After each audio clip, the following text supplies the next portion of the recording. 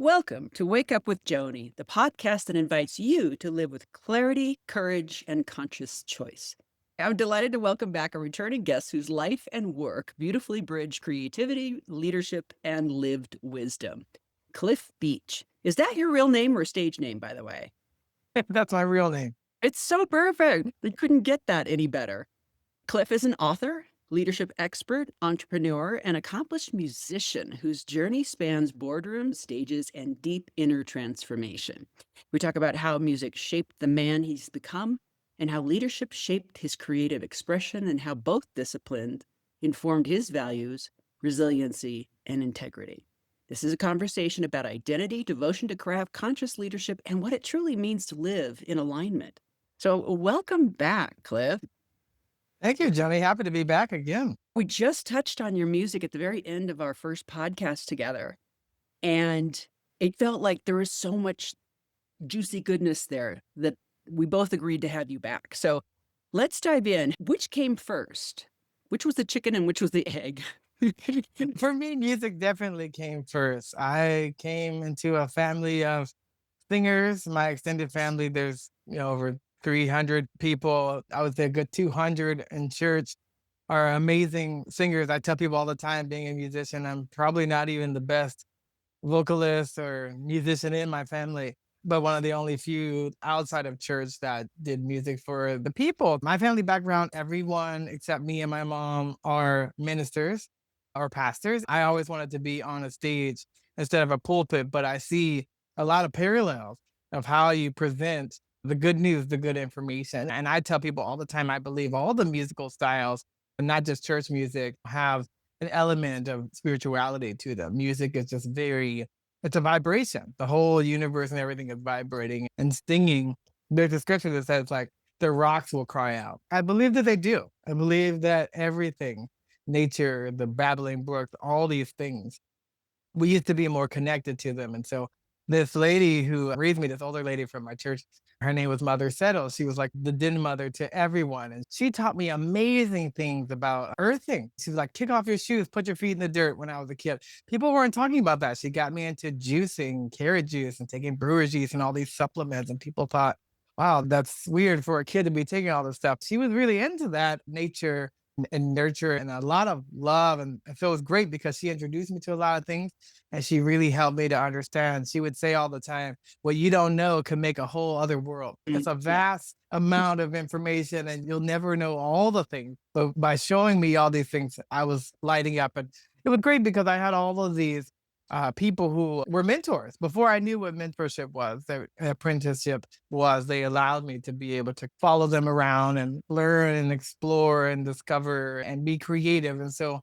I feel like I've always had a creative lens to almost everything I did. But the funny thing about it is that growing up, I was always labeled as like the quote unquote bad child in terms of behavior. I always got work done, so my grades were good, but behavior and handwriting were abysmal. No matter what I did. They cannot see your sweet face right now. And you're telling me you're the bad. I'm like, are you kidding me? Is that why you Well, got away with stuff? well, no, it's because back then, this was in the 80s, I was young. I accelerated through all of school pretty quickly. I started school at 4. I graduated high school at 16. And they really were pushing me to Doogie Howser and try to get out earlier, but I just was not socially there to do it. But what happened is that basically, so now fast forward, you have the work of Sir Ken Robinson. He explains there was this girl who were like, oh my gosh, she has like ADHD. And then they sit her in the room, they put music on, she starts dancing. She doesn't have ADHD, she needs to move, right? So I was a kid that needed to move. I was a kid who just wandered off and people thought he doesn't listen. Or actually, I just ruminate deeply and think deeply. And Yes. and it wasn't that I wasn't interested in what you were saying. I'm just not interested in that at this moment because I'm thinking about something else. What they labeled quote unquote bad was really just being a creative that it could not tap into all the parts of me and the education system to do it. So eventually my mom, because she would get called at work every day to come get me and do stuff. Eventually what they did is they had to put me into a special program. So basically, I would take like math and science with older kids and then come back to my class for some stuff and then go do reading and extra things because I had to keep up the demand of what was happening. Because ultimately, like in the younger years, kindergarten, first grade, second grade, they would give us our books and I would just read them. I would just do all the year's assignments like in the first week of school because it was moving that Okay, pace. here's what I hear you describing Mhm, without saying it out loud. You had a very high IQ. And mhm. what happens with high IQ children is they end up completely bored and or they end up tutoring the other children in the class.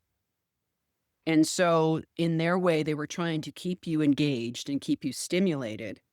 This is a big thing because as schools teach to a certain IQ range, starting at around 90. So they're teaching that curriculum to all the kids. It's a problem. And they're teaching one size fits all. And they're teaching, I don't know, like 100 years ago. That okay, so that's my 2 cents on what you're saying. Oh, you're right. You're right. Yeah. And it's like my grandmother taught English and was the principal of the school. And so even before school, they spent a lot of time educating me. So by the time I got to kindergarten, I knew everything from the curriculum of that year. Sure. Like I knew my address, I knew where I lived, I could take myself places, I could tell you my phone number. Like I knew different things.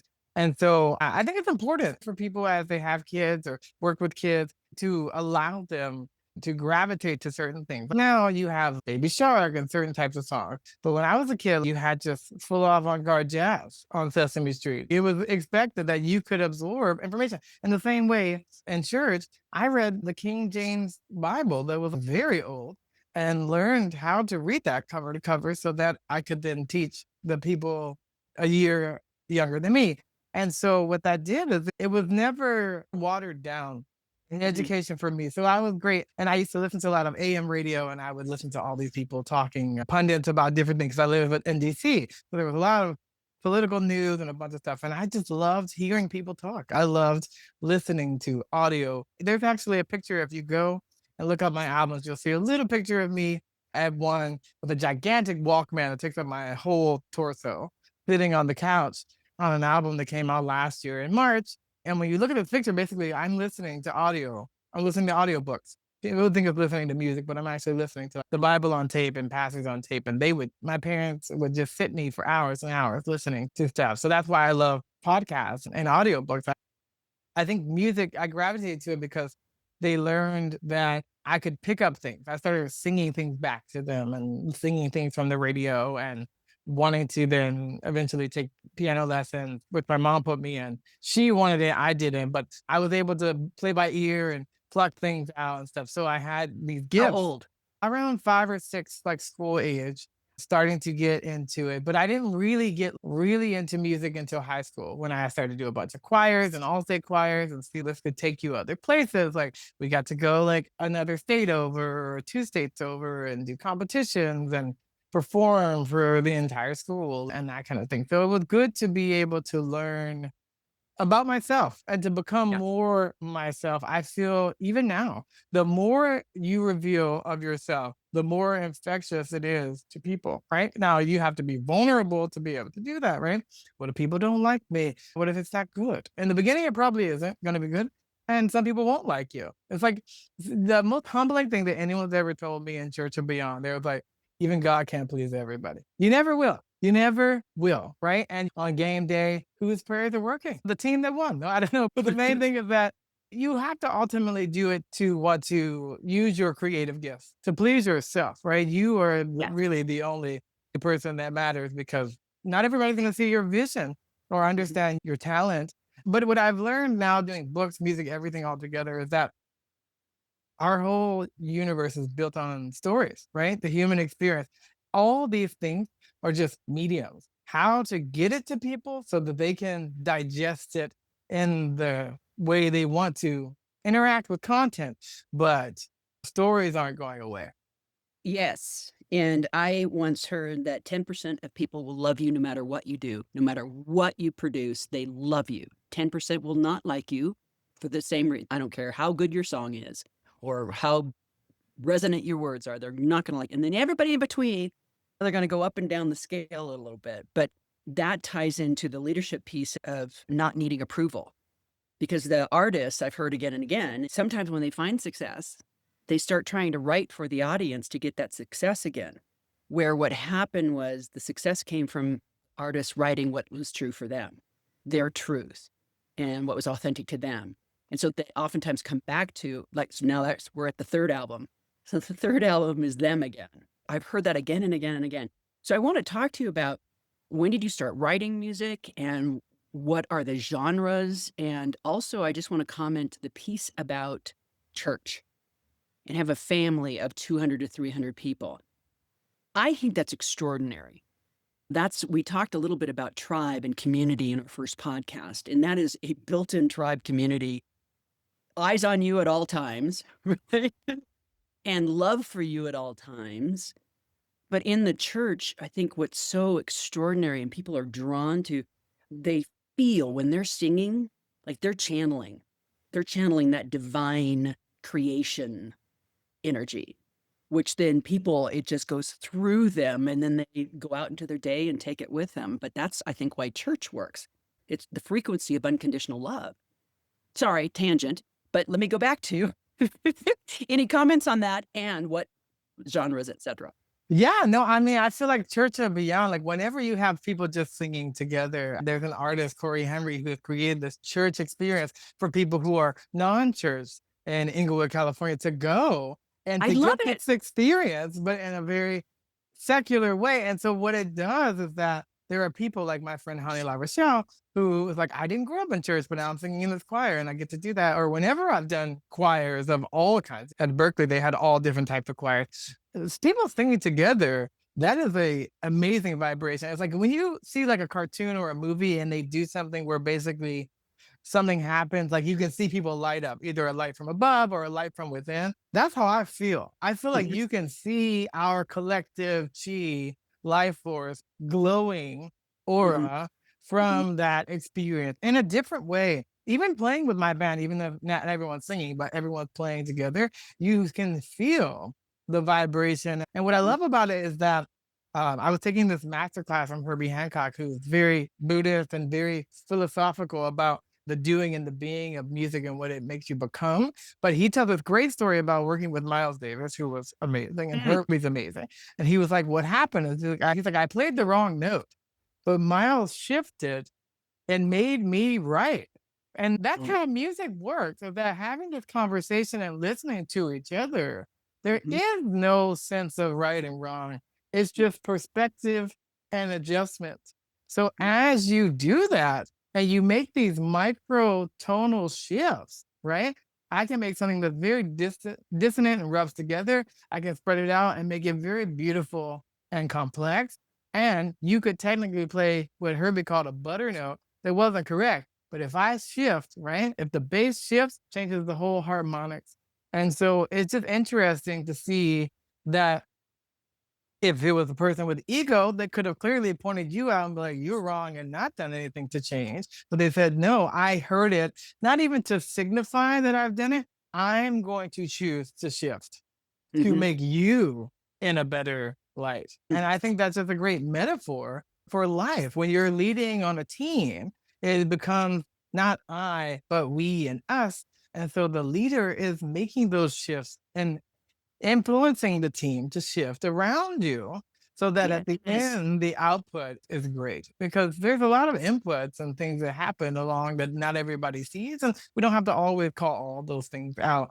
But it could be, if you're covering for someone else or covering for the team, the collective is better by doing that. And when you said tribe, the tribes coexist and continue to flourish and thrive together because people are naturally covering each other. So many things, and we are gonna get to your music, but what was the name of the agnostic church, basically? What was the name of it? Oh, yeah, Corey Henry, he has a thing that's called the Church Experience, and Okay, so it's at the Miracle in Inglewood, but he does it once a month, but it's great because it's universal. Anyone of any walk of life can come. is the Agape still there? Michael Beck? Agape is also still there, and Ah, it's very similar to Michael Beckwith for sure. okay, yeah, I mean, talk about a leader, on planet Earth. at this time, and it's been, what, 4 decades, 5 decades that he's been ministering in both a very theologically based knowledge, but also a very metaphysical stance. It's incredibly powerful, but it's the same thing. It's the unconditional love. And even 12-step programs, they have measured the frequency. And what they've noticed in churches and in 12-step rooms, this, you probably know this, but the energy swells up through the back of the room and then up and over to the person in the front, whoever's speaking, and then it just keeps swelling like that over and over. It's why people walk out feeling healed or connected or grounded. Amazing stuff. I want to hear, do you do devotional music? Because we talked about, I think it was R&B and funk and rap too. No, I I did can't see. hip-hop, Okay. hip-hop rap. Okay. Hip Yes, hop. yes, yes. That's what it was. Yeah. Two different things. But yeah, I want to hear about them. Tell me. And how Yeah, did they come in and how do they influence you? yeah, okay, the funny thing is that, like Footloose when they outlawed dance. So my family, when they became what they call born again, they outlawed all non-Christian music. So I grew up on mostly all Christian gospel music. Of course, I did see some Soul Train and some Michael Jackson. They just was everywhere in the 90s. He could stop time and moonwalk and people Yeah. would clap. So what that did is that when I went to Berkeley and conservatory, well, besides learning a little bit about different genres in school, conservatory, it's like being a kid where you only had the 8 crayons and now all of a sudden someone walks in with 64 and you're like, there's green, yellow, and yellow, green. That's what happened to my musical palette where it was like, I didn't know anything about jazz and so many different styles of jazz and how music evolved from classical music to jazz and jazz from gospel and blues and all the American roots. And so even to country and other stuff. And so that's why I really tell people, whether you study music or not, you should never just pan a genre. You should never be like, I just don't love country music. You don't know enough about a genre to say that. And even if you did, like Zig Ziglar has a great quote. He says, "You can find a good biscuit in the garbage can." If you're looking, you will find something surprising. It's good to be open.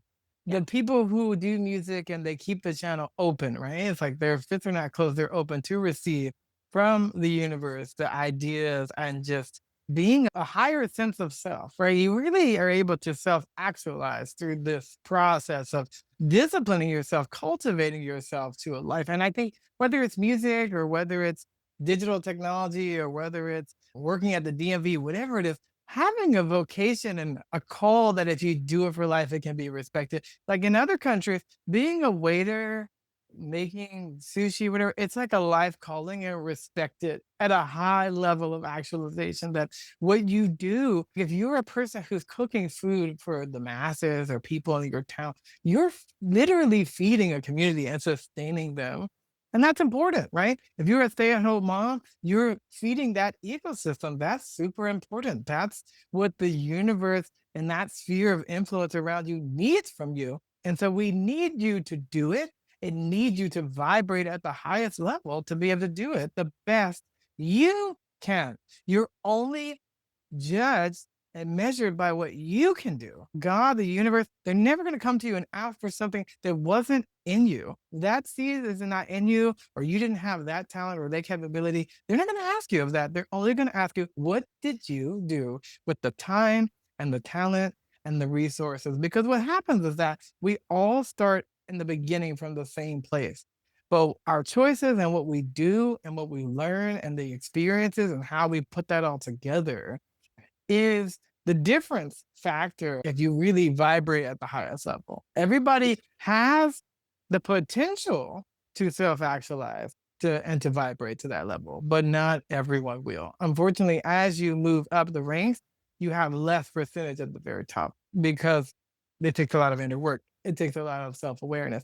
It takes a lot of not being afraid and asking questions because you have to ask questions to be able to get that. And so music, what it taught me and what I've learned through this process, because what happens is that, and it's great because this month I'm going to go speak at NAM and go talk to people about music and beyond, right? So what I'm trying to understand is that school taught me a lot about music, but the beyond, Bed Bath and Beyond, the beyond is you can go much further. You have limitless potential. And so it's like when I started, I wanted to be a great singer, a great keyboardist.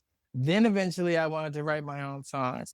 eventually then becoming a producer and then having a record label and a publishing company, all that. It's like those are all derivatives of the root of wanting to vibrate at the highest level. They started from necessity. And that's why I think you were saying something about like green lighting or doing something with projects. Like you have to say yes to yourself, green light yourself. You don't want to wait for the record labels or someone to come because they may not see your vision or may not want to invest in that. Invest in yourself. That way you're able to become all those things. And it wasn't that I knew anything about any one particular thing to do it, but I knew necessity was, well, if I want to get this out there and I want to be able to vibrate at that level, then I'm going to have to expand. I'm going to have to grow, and growing pains are uncomfortable.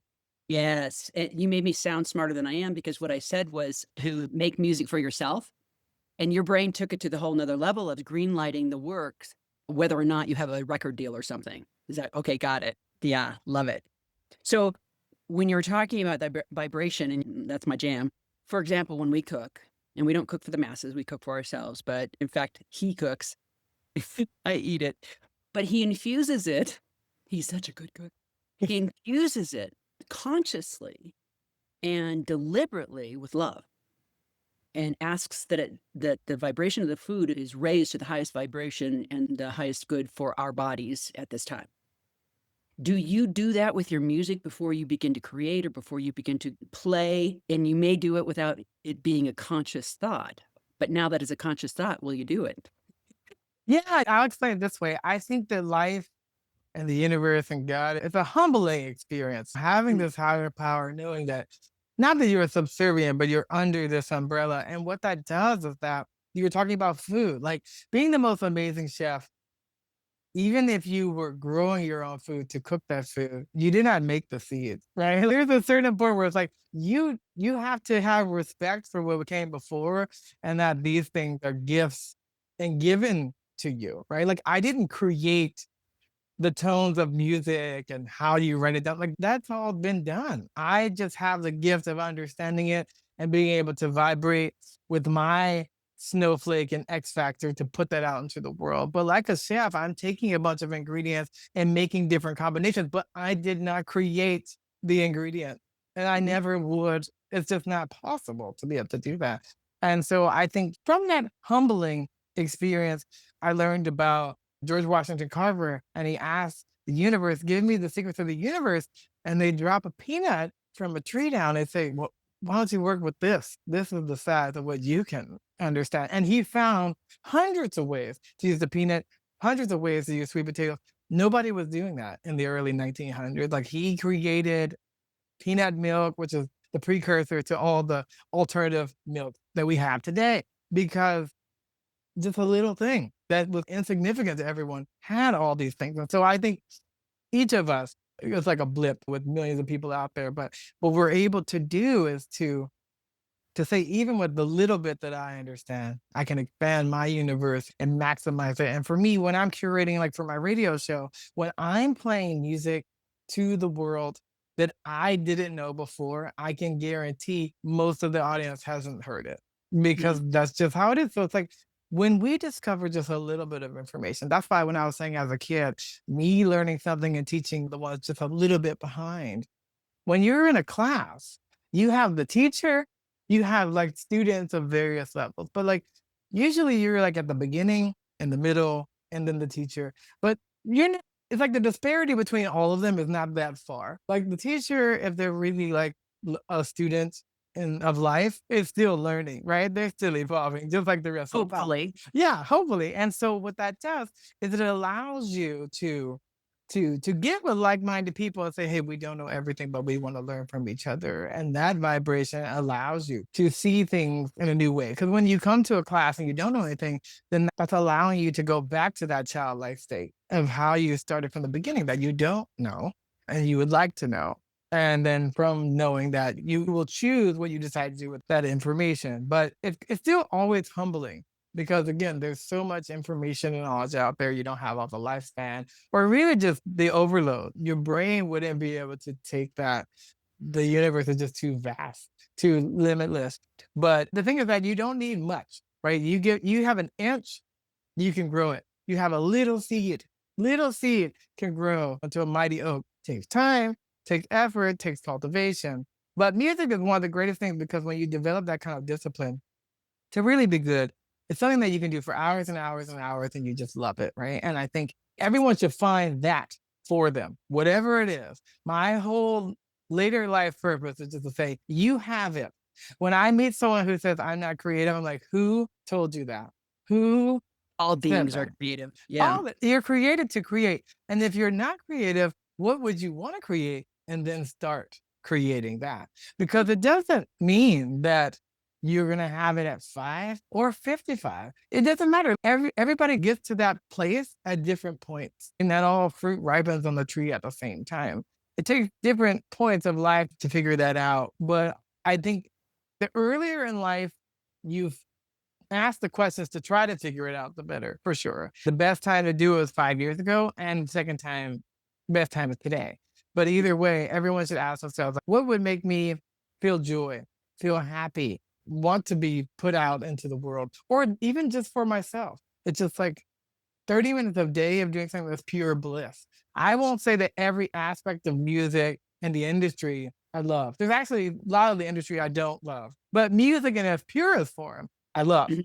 I love when I'm just singing with no music for myself, humming to songs on my phone or whatever as I walk. That's bliss for me. It's like you could, if you gave me $1 million, I would say thank you and I would use it to do cool things, but it wouldn't give me the feeling Mhm. of that, right? And it wouldn't give me the feeling if I think about as a kid before I knew anything, when I was just singing because I love to sing and I couldn't help but sing, like the in its purest form, that's the most like white light energy that will come from my body. And anytime I even get a glimpse of that again, because I think it gets a little, I don't say it gets dimmer as we get older, but it gets a little bit harder to shift the focus and narrow it to see it in that vantage point because it gets a lot of white noise. But I think when you're doing what you love to do in its purest form, you can do it. You can do it for a longer time. You can do it and not get tired, or you can get that good tired that you go to bed. You feel like you really done something. I think everybody owes it to themselves to figure out how to do that. And even in one of my first books, this guy, he loved the salsa dance. I said, if you know what you love to do, you're not doing it. You should do it as much as financially and humanly possible because why not? Why not? Yeah. If you know what it is. The hard part is knowing what it is, but if you know what it is and you're still not doing it, well, that's even worse. Yeah. Yeah. It's always in the back of the head. So the white noise that you talked about, is that the responsibility of adulthood? The voices of other people? You were talking about how you were able to connect to that pure energy of what you do. So what is that white noise that comes in on people? That's the thing, it's all the things you're talking about and more. It's all the conflicting voices that you hear around you. Yes, in terms of being adulthood, yes, well, you have responsibilities. Yes, and you should be responsible. You should contribute to society. That's why it's like you may have to carve out a niche of space and time to be able to do that, but you still need to do it. I was talking with someone who was like, their schedule was so erratic to exercise, they had to go spend 90 minutes after work of their personal time. And I was like, well, of course, it's your personal time. What else would you do? Help your person, help your body. Right? So you have to reframe that. But yeah, the thing is like, what you don't want is people to say, well, I have these responsibilities, so I just won't do it at all. Right? Like, oh, I have kids now, so that part of my life is over. Well, actually, your kids want to see you thrive and Yeah. vibrate, and they would be happy to see you doing the thing that you love to do. It doesn't mean that you do it all the time, but it's about the integration. How do I fit this into life? And the people I think that end up doing really well are the people when they're presented with problem, dilemma, whatever, they say, how can I do this? How can I invite more music into my life? How can I invite more joy into my life? Whatever it is. And then when you say how, you can actually start to hear answers and solutions to those problems and to do something. Okay. So I have a question. I have a point of view that we are spiritual beings. I am not a podcaster. I podcast. I am not a coach. I coach people. It's not who I am. It's not my identity. I am not a musician, which is actually true. but I am a painter. But it's that I paint. Those are not my identities. They are not who I am. They are not my worth in the world. I think that's important distinction for people. There is a man that I coached in a paper products company who was on The Voice, has an extraordinary voice, and he was part of a band and a whole thing. It was fascinating, but he very, with great pride and humility at the same time, wore this hat. Now he's the manager over here, and then now he's a musician, and so he didn't let any of it define him. I think that's an important conversation to have, that people may think, well, I need to be that in order to do that. So maybe they just have a piano in the corner of the house and that's their doing as they go and they play it a little bit. You want to talk about that? Yeah, I mean, I know for sure when I was pivoting from music to other media, people were like, "Well, you're a musician. What do you know about books?" It's like the same I knew about music when I started, that much. But the thing was, I want to do it, and it was like with science or anything else, it's like we have to have a hypothesis, run a sequence, and see what happens. I don't know where it became like, well, yeah. What do you know about it? Nothing. That's how you learn. I have to do something to figure out, do I want to do that or not? Or could I be good at it? Don't limit me by saying, well, you're not that. You wake up and say you want to do that. In Sister Act 2, Whoopi Goldberg tells Lauren Hills, if you wake up and you want to write, then write, do the thing. So the doing and the being are always connected. But I think what happens, because we are spiritual beings, I think they have the theory of like the disembodied soul. Like you have the body, you have the soul, you have the spirit. They're all separated. No, no, they're all integrated. You can't have Yeah. one without the other. Like they don't, not like that. And so, in the same way, am I a musician when I'm not playing? Yes. But if I never play again, will I still be a musician? Yes. Because I did it before? Yes. Because I think musically? Yes. Because music is a part of my being and spirit? Yes. All those things. And so you can wear many hats in life. You may do something and monetize it. You may do something and not monetize it. You may do something purely because it's altruistic, it's nonprofit, it's not for you. You just want to plant those seeds. Sometimes you'll scatter a bunch of seeds and walk away and you don't even know what happened to them, but they're out there. And so Yeah. I think, yes, you can choose if it's an identity or not, but I think it doesn't have to necessarily be an identity. I think there are people like Rick Moranis. He stepped away from acting for many years to raise his kid after his wife died, and he was still an actor, and now he's coming back to act. It's like those things can go dormant, but they're still there. They're still a Yeah. part of you. And it's just whether you do it a little or a lot or much, only you can decide how Yeah. much and what the universe is telling you. But the main thing is that you don't want to block out white noise from the fear or for like external voices or negative naysayers or whatever. There'll always be those.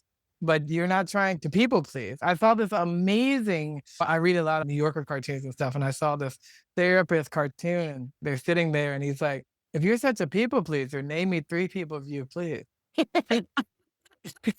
Who are actually pleased because Yeah. those people are ones that never will be, and they took you in. That's a whole deep conversation.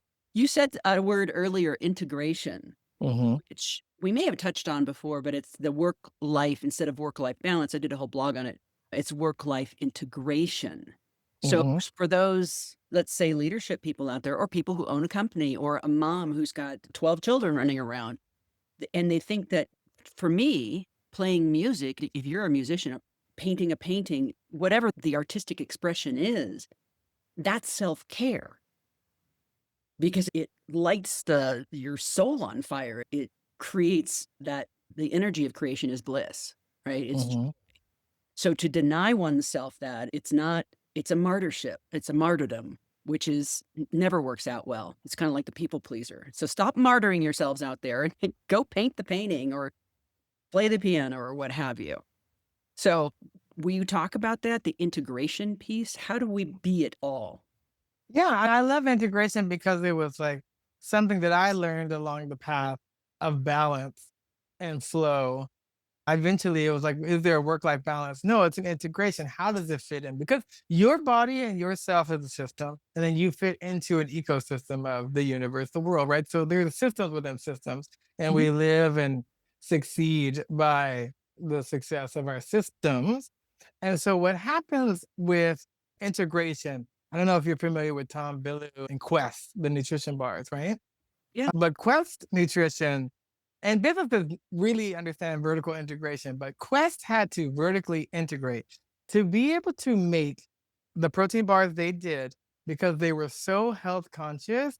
The current at the time, manufacturing could not make them. It was only built because it's so dense, right? If It's you ever had them, they're so dense. They're yeah. like, it's just not pliable. Like making a Snickers with nougat, like it's so pliable. You can spin that around, you can put out a bunch. But those types of machines couldn't do it.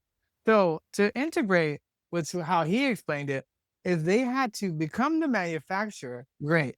But they had to not manufacture the bars, they had to manufacture the manufacturing equipment Mhm. to vertically integrate. But by doing that, when everyone said no and finally integrating to that level, now they can create the bars they want and no one else had them because nobody had those machines. So it's like that type of integration is like, how do I fit all these things that are me? This onion that is me, this ecosystem that is me.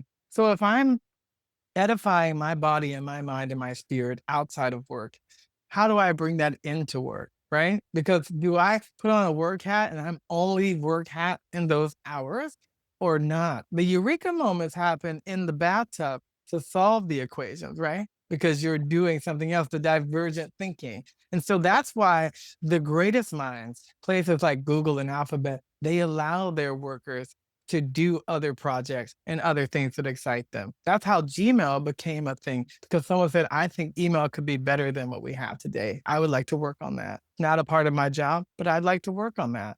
And so I think we all should be thinking about how can we be thinking out of the box, learning from other industries, other professions, other things. That's why when people are like, well, why would I listen to a musician's point of view? I don't play music, but how creative are musicians? How are they able to think on their feet? How are they able to improvisation? How are they able to work as a team? Do you think that me working with a band and then translating that to being a vice president of a digital marketing company, they don't have synergies? You don't think I'm used to dealing with emotional people all the time and their feelings and managing that and knowing that a lot of what you're saying has nothing to do about the logic and the thoughts, but how they feel and how Mhm. it's communicated to them.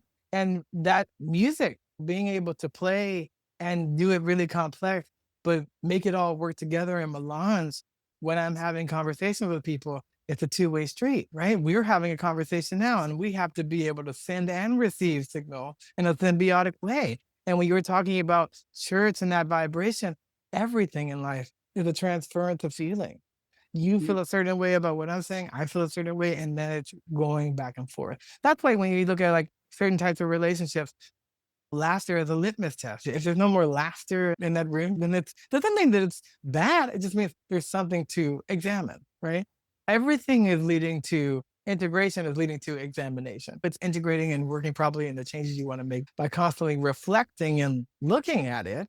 But I think the more that you start to integrate the systems, the more you look at again, asking how do I integrate more of this together? Because I don't want to be just blinders on. I'm just work me. Okay, now I'm play me. Now this like I want to have elements of work and play in the things that I do.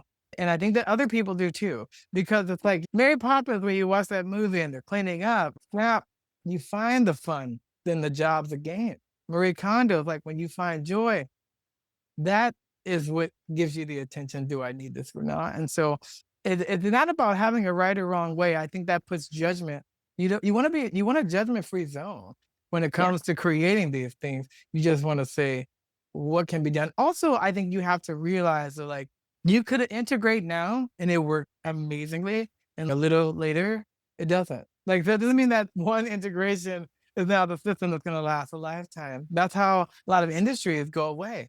Actually, there was like this huge back and forth, but one person was like, the smaller ones come and the bigger ones can't move as fast, like industries or Mhm. companies. Eventually, the smaller ones take over because the juggernauts become behemoths too big, which is partially true. But what they also saw on the flip side is actually the person who's bigger is at a vantage point looking down where they actually know and see the trends ahead of time, but they chose to not impact or do anything about it. So it's not just that the small person sees it and acts on it faster. It's actually that the bigger one also doesn't choose to recalibrate the system or to reintegrate or do anything. It works symbiotically both ways. But I think I tell people all the time, think of you as a business. You Inc. You incorporate it.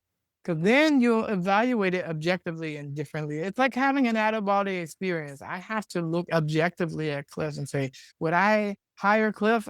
Would I, if interviewing him, think this was the best that he could do?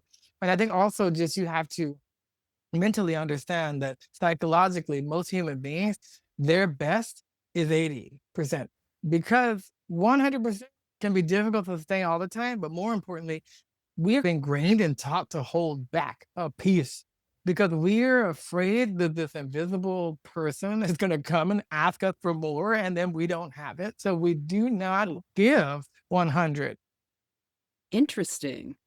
Interesting. Recommendation for getting out of that? What do you I mean, I think for me, going 100% all the time would be impossible. I mean, no, no, that's no. just I think it's just more of a Roger Bannister moment. Most people only use 10% of their brain. It's like, well, I'm going to be the person who uses 12. Will it happen? I don't know. But the thing is that I don't put those types of limits and barriers on there. I just say, I'm going to show up yes. and do my best. And my best is going to ebb and flow. But the average could be higher than 80% because I'm going to have some 100% days. I'm going to have some 70% days. But I'm not saying, okay, I'm going to cap at 80. I'm going to say it's going to organically be what it's going to be. But ultimately, also, it's who you add into the system, right? Because now, if you look at literature, you'll see there are so many companies that are like, well, how are you able to downsize and still keep up productivity and stuff? And I'm not saying that people should get rid of a bunch of people, but there is an 80-20 rule. Like 20% of your staff is going to do 80% of the work. You surround Identify those people. yeah, as you're integrating, building an ecosystem and building a team of those top performers around you, and you also are a top performer, then you'll perform better than Yeah. if you have a lot of sludge in the system. Who you surround yourself, the top 5 people that you're doing that, and doesn't mean you actually know them. It could just be these are the top 5 podcasts that are edifying me right now. I'm listening to them. It's like you will do differently Mhm. than if you're just listening to whatever comes along. I think Yeah. that's the thing. A lot of people are floating through life. They're not actually picking and choosing what they do. I call that life is happening to them instead of them happening to life. So they're not consciously choosing the directions or the people or the activities or the experience or the thoughts. Well, I mean, it all starts there. They're not consciously choosing that. They're allowing life to happen to them, which that's fine too. Some people are not ever going to have it be any different. And that's just probably not who I'm hanging out with right now. And we're subliminally starting to see those shifts, not having to choose because people now are like, I have decision fatigue. So you'll see, like when I started doing like more health stuff for my body, you'll see like all these kind of will make the meals for you places, which is great. If you don't have time, great. But also no one's like, "Let me teach you how to make the meal for yourself." Not Yeah. because it's the time, but it's like having that connection Yeah. to the food and making Yeah. the choices. It's like, we'll make the choice for you, so you don't have to make the choice. Marketing message you're seeing in a lot of spaces now. Well, it's about convenience. We are outsourcing everything. And what I don't want is people to outsource their own thinking and their own creativity and the things that can't be computerized to stay connected to the beauty of the process of painting or writing a book or music or whatever it is. I want to ask you, going back to the integration piece, one last question on that is so I think having communication with work about home life, what's important. Okay, my kids got a softball game and it's non-negotiable. I'm leaving at 3 o'clock, but here's what's going on. And I'll make up or the project's being taken care of by Joe. And then the conversation at night, you come home to your wife and you've got to do some emails for an hour, or maybe it's a 3 hour thing because something's on fire at work. But just doing it is one thing, but having the conversation. So, can you give us an example of a conscious conversation of integration?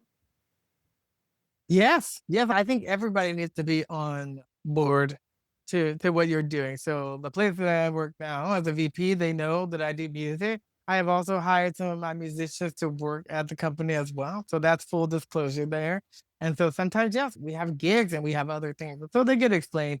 And I think the main thing in explaining that is that how great for human resources where people want to work at a place that allows them the time and the autonomy to be able to do other things, knowing that we're not just one thing all the time. And home life the same way. I think most of the time, having the open dialogue and communication, saying, okay, I was at the soccer game for this amount of time, so I need to make up that time. And I'll do it when everyone's asleep or whenever, or work around it, or while you're doing the dishes, I'll do that. Then I'll come back, we'll try, blah, blah, blah. It's not about what you decide to do or not. I think just when you don't communicate or over communicate, and make assumptions and things like that, then you get into more trouble. I think most people, if you're upfront with them and just tell them exactly how it is directly and what you're gonna do. So I tell everyone on my team, do not just come with a problem, come with also a solution and let's talk it through. Right. I think when Right. people do that, then most of the time people are like, okay, sure. Now, are there some people who are harder to communicate with or harder to take it? Again, but Mel Robbins has the let them theory. Once you put it out there, they get to choose how they take that information. And if they don't take it the way that you want, you just have to let them. There's nothing you can do about that. But I would say most of the time people are rooting for you. Most of the time they understand. Most of the time also they will have it will open up a dialogue or a freedom when they will have something that conflicts like that to come to you about it.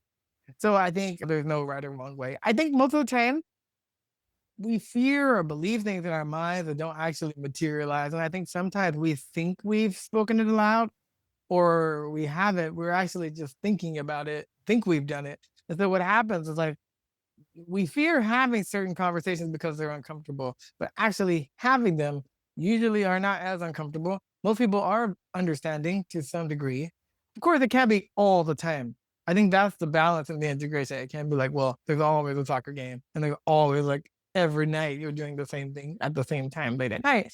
You'll have to figure out like the balance of the ebb and flow of how that goes Right. into the systems for both. But ideally, it's like you are responsible to both sets of groups. Yes. As you're talking, we've been talking about creativity, and human beings are here to create, whatever that is. It could be creating little tiny humans, or it could be creating a masterpiece of some kind. But I think that, especially in today's world, those who are creative, those who are out of the box thinkers, those who are people who are able to adapt and be flexible and move, those are the people that are going to change things. They're the people who are going to move companies, not the ones that are going to play by the rules and sit in the box and not play the music at home, or like the people who have that creative spark.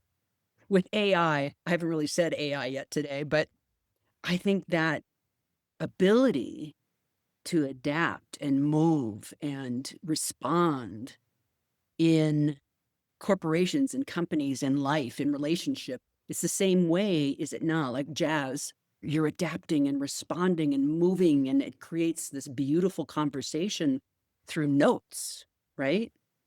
So how do you feel, how does that creativity of your soul translate into your leadership? How can people nurture that creativity within themselves and have it be paramount as opposed to a little thing they do? Two huge Yeah. questions. Yeah, I will definitely say I think the nurturing of it is just by the doing, and by doing, I think scale and setting big impossible goals. So when I set out in 2013 to make 10 albums or 10 recordings in 10 years, by 2022, I did that. And I didn't know necessarily how I was going to do the first one, let alone 10. But I knew that I would if I said I would and put out to the world I'm doing that. So I was communicating and I have this goal so you can start telling people and people can help because you're going to need help. So I think that's one thing. I think also for businesses or people is scale. I think with those impossible goals, you have to say, how could I do it faster? How could I do it with less time? Because I have less time. Because I think ultimately there's so many times where people are like, this will take 6 months. And you're like, I need it in 6 weeks or I need it in 6 days. How do you do that? And I can show you examples. I can show you Tony Robbins when he pivoted to do all of his stuff virtually. He was like, I need to set up this for 35,000 people. It's going to take 6 months. He was like, well, you have 6 weeks. And they got it done. So it happens. In the same way you see Matt Stone and Trey Parker for South Park, they show you 6 days to air. We got to make these scripts and get these South Park episodes out because we were off doing a movie or a musical or something. And so it's interesting. It's like when you do that, because You learn, even though the universe has limitless opportunity and potential, as a human being, you do work within constraints. I want to make that clear. Music has constraints. People have constraints. There are constraints. And the people that are creative learn how to work effectively and maximize knowing that there are constraints because they're there. Doesn't mean that the same constraints will always be there, but there will always be a finite something somewhere. Like server can only take so much information. Something will happen. Now it will create other opportunities of what you can do to build and to grow and to scale. But I think by thinking about scaling, it helps because it helps you to create a system. And a system is like a recipe. If you create a certain recipe, you can have the same outcome over and over and over again. Science, same thing. And so I think people need to, I think the first thing people would need to do is find someone winning. Find someone who is winning at the thing that you think you might want to do and go talk to them about it. Good idea. Yeah, because that's the best way. If you want to be an author, find a best-selling author. If you want to be a great musician, find a top award-winning, like someone musician that you respect, and ask them for an informational interview. Ask them, can you pick their brain? What do you want to do? I think also though, before you even get to that, ask yourself, is this something I actually want to do? Or is this someone else's dream? Or just something that looks interesting, seeing someone else do? Do I really want to do this? Because ultimately, there's this story where this person's playing jazz piano and the patron comes by and says, I've always wanted to play jazz piano. And he says, you don't want to play jazz piano. And he was like, what are you talking about? I've always wanted to play jazz piano. He was like, you don't. If you did, you You would. Because if you're really going to want whatever it is, it's not for the faint of heart. I tell everybody, it's like you're going to have disappointments and delays and distractions, everything else before deliverance, before the final delivery. It is not an easy road. yeah. Music is a hard path. Books is a hard path. Podcasting is a hard path. Acting is a hard path. Painting, any of them, any of the arts, anything that looks attractive is a hard. They wanna be a star, they don't wanna be an actor. There's a Yeah, huge difference. If you're there for the art, for the craft, that's one thing. I was told that early on, and so I said, "Okay, peace out." yeah. You But know? that's the beauty of that with acting or anything else. It's like there are no small parts. Have you seen someone steal a scene with one word? It happens. They made it impactful and count it. And that's can build a career. There are people Yeah, who are character actors. Oh, that's the guy from the guy. You don't know their name, but you recognize them. You've seen them. They're yeah. showing up. They're working. What's his name? Eric Roberts, Julia Roberts' brother. He's that guy. He will do any film. Give it to him. He treats it as a 9 to 5. He shows up. He gets his paycheck. He does it. Some great, some not so great. But it's interesting to be like, I respect doing the Yeah. work, getting out there and doing it because the constant doing of it is what keeps the momentum and stuff. You can go to the gym and get in the best shape, but if you don't continue to go to the gym, you're not going to stay in that shape. And so, music, same way. Like you have to have the muscle memory by continuous practice. It's Yeah. like you're always doing it. That's why you see someone 80, 90 violinists in the LA Phil still practicing, and you say, "Why?" They say, "Because I can still improve." Because you can, and you hear it different if you read a story or play a song at a different time of your life, it's different. It Yeah. is different. Yeah, absolutely. We could go on forever, but I wanna make sure that we tell people where they can find you, where they can find your music. Do you have something dropping now? Yes, all my music is under Cliff Beach on all streaming platforms. My social media at Cliff Beach Music. We're working on dropping the book, so the third Side Hustle Flow trilogy book, which is also an audio book. It's coming out soon. But I do have on the back of that a fourth book, not in the series, about my Deeper Grooves podcast. And Oh, so I'm going to be taking the 50 plus interviews that I've done into a book so people can read about all of these amazing musicians and the through lines of that. Obviously, that's probably not going to come out for another year, but it's in the works, audiobook and the book. But I'm excited because it's interesting that you start one medium and then it can translate into another. But the mhm. whole reason of doing the podcast for me as a musician is I wanted to learn from the best. how I can be better. It's a brilliant way to go about it. It really is. As you know, podcasting is really fun. You get in the conversation, it's part of the flow. It's the hustle and the flow. But Yeah, it okay. and it's just beautiful to do that. Oh, so yeah, people can find the radio show every Saturday night on the SoCalSound.org, 10 p.m., but it's in the archives. We're going to be wrapping up, I think, our 250th episode this month. So we've been Oh, almost 5 years running now. I've not only interviewed people, but get to play a ton of music. So it's really for discovery. the last question, which I asked you last time. How do you recommend that our listeners live their most alive lives? This time, to Mhm. live your most alive life is to wake up every morning and think to myself, if I can only get one thing done, that's the most important and most impactful for me. What is that? And do that first.